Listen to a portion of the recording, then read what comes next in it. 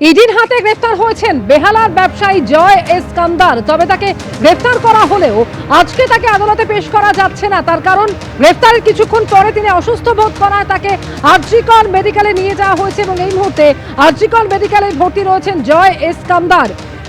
কালকের মধ্যে ধৃতকে কোর্টে পেশ, নয়তো মেডিকেল রিপোর্ট দিতে হবে। আরজিকর মেডিকেলে চিকিৎসা চলুক, ইডির নজরদারিতে থাকবেন। ইডির হাতে গ্রেফতার হয়েছেন বেহালার ব্যবসায়ী জয় এস কামদার। ইডির হাতে গ্রেফতারের পরই তিনি অসুস্থ বোধ করায় তাকে আরজিকর মেডিকেলে ভর্তি করা হয়েছে। তবে আজকে গ্রেফতার করা হলেও তাকে আদালতে কোনোভাবেই পেশ করা যাচ্ছে না। সেক্ষেত্রে কালকের মধ্যে ধৃতকে কোর্টে পেশ করতে হবে।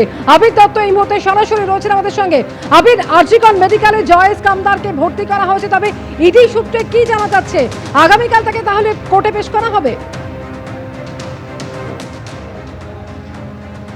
দেখো, আজকে আদালতে কিছুক্ষণ আগে এই শুনানি চললো এবং সেখানে এনফোর্সমেন্ট ডিরেক্টরেটের আইনজীবীর তরফ থেকে স্পষ্টত যেটা বলা হলো যে মামলার তদন্ত তারা করছেন, সেই তদন্ত করতে গিয়ে তারা জানতে পারেন যে এই যে ব্যক্তি যাকে ইতিমধ্যে গ্রেপ্তার করা হয়েছে জয় এস কামদার, তার বেশ কিছু তথ্য প্রমাণ তার বিরুদ্ধে পাওয়া গিয়েছে এবং তারা হেফাজতে নেওয়ার আবেদন করার জন্য আদালতে নিয়ে আসার সময় তখন সে অসুস্থতা বোধ করেন এবং তারপরে তাকে আরজিকর মেডিকেল কলেজ হাসপাতালে নিয়ে যাওয়ার পর সেখানে তাকে ভর্তি করতে হয়।